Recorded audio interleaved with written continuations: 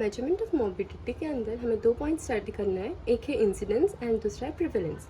Incidence are new cases and prevalence are old plus new cases. So now incidence definition: the number of new cases occurring in the defined population during a specified period of time. So incidence equals to number of new cases of specific disease during a given period of time.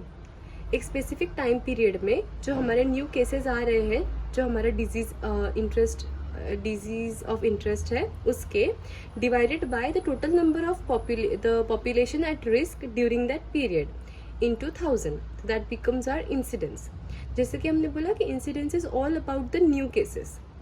तो incidence rate refers to only the new cases and it is during a given time period for a population which is at risk. Now इसमें दो चीज़ें आती है special incidence rates में, attack rate और secondary attack rate. Attack rate क्या होता है? It is an incidence rate used only when the population is exposed to risk for a limited period of time. जैसे कि इपिडेमिक के time पे या फिर जैसे हम लोग कोविड पैंडेमिक के टाइम पे देख रहे हैं, तो जो पॉपुलेशन जो एक्सपोज हो रही थी कोविड-19 वायरस को, वो लोगों में कितने लोगों को डिजीज हुई, so that is are attack rate, क्योंकि वो एक स्पेसिफिक टाइम पीरियड के लिए we were expose to the कोविड-19 virus. It relates to the number of cases in the population at risk. It also reflects the extent of epidemic. इसका formula क्या हुआ?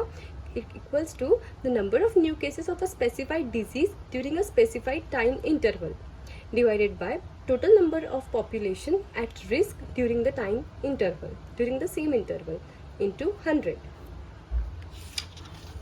Now the secondary attack rate. तो जहाँ पे भी हम लोग सेकेंडरी अटैक रेट की बात करते हैं, वहाँ पे हमें एक चीज़ याद रखना है कि जो लोग प्राइमरी केस जो होती है उसको एक्सपोज हुए हुए होते हैं, वो लोगों में सेकेंडरी अटैक रेट देखा जाता है.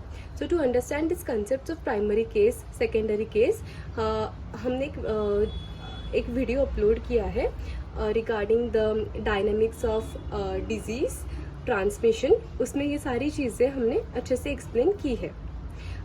So secondary attack rate, it is defined as the number of exposed persons developing the disease within the range of incubation period following exposure to the primary case. तो वहाँ पे हम लोग incubation period, primary case, secondary case के बारे में सारी चीज़ें अच्छे से जान सकते हैं. Uses of incidence rates.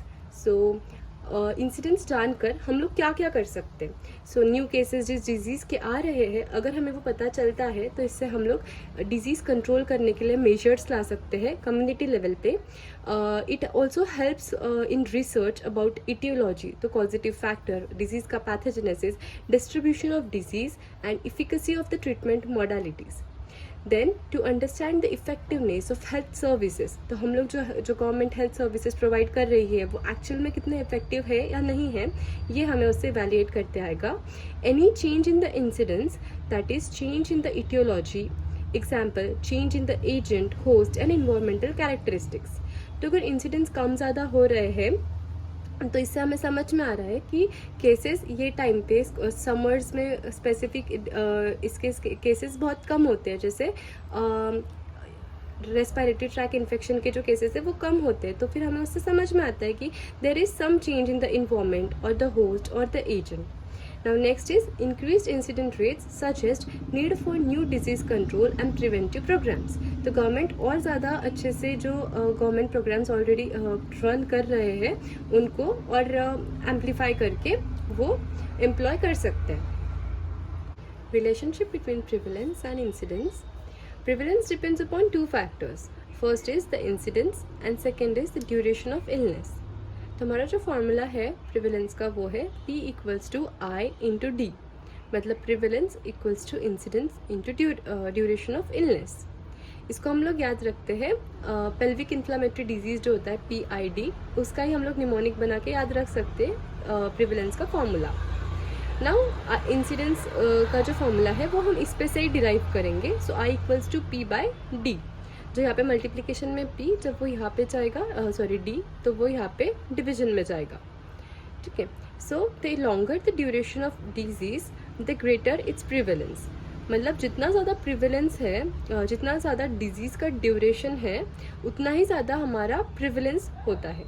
For example tuberculosis, तो क्रॉनिक डिजीजेज जितनी सारी आएगी उनका सबका प्रिवेलेंस ज़्यादा होगा क्योंकि उनका ड्यूरेशन ज़्यादा है। So chronic disease like TB has higher greater prevalence and it has low incidence. Acute diseases में again our prevalence is low but the incidence is high. Acute disease में हम लोग एग्जाम्पल लेते हैं कि जो अपर रेस्पिरेटरी ट्रैक इन्फेक्शंस जो जितने फ्रिक्वेंटली हमें विंटर्स और रेनी में देखने मिलते हैं, हर दूसरे दिन बहुत सारे केसेस हमारे क्लिनिक में आते हैं, तो वो जितने सारे न्यू केसेस होते हैं वो हमारे इंसिडेंट्स होते हैं। लेकिन जो प्रिवेलेंट केसेस होते हैं, मतलब कॉमन कोल्ड है, तो वो एक वीक में तो पर्सन हेल्दी हो जाता है, मतलब ही रिगेन्स द हेल्थ। तो इसीलिए फिर जो प्रिवेलेंट केसेस है वो कम कम होते जाएंगे, लेकिन न्यू केसेस बहुत सारे होते हैं, राइट। ये डायग्राम से हम लोग समझते हैं जो इंसिडेंसेस होते हैं हमारे वो न्यू केसेस होते हैं और वो ऐड होते रहते हैं हमारे प्रिवेलेंस में। प्रिवेलेंस क्या है, हमारे जो ऑलरेडी ओल्ड केसेस है और ऊपर से जो यहाँ से ये टैप वाटर में आ रहे हैं वो न्यू केसेस के droplets, again so new plus old. Prevalence में जो लोग डिजीज़ के वजह से जिनकी डेथ हो जाती है वो इसमें से निकल जाएंगे वो काउंट में से, और बाकी के जो लोग रिकवर हो जाते हैं। Now, uses of prevalence. So it estimates the magnitude of health or disease problems in community. It identifies potential high risk populations and it is useful for administrative and planning processes. Example, hospital beds, manpower needs, etc.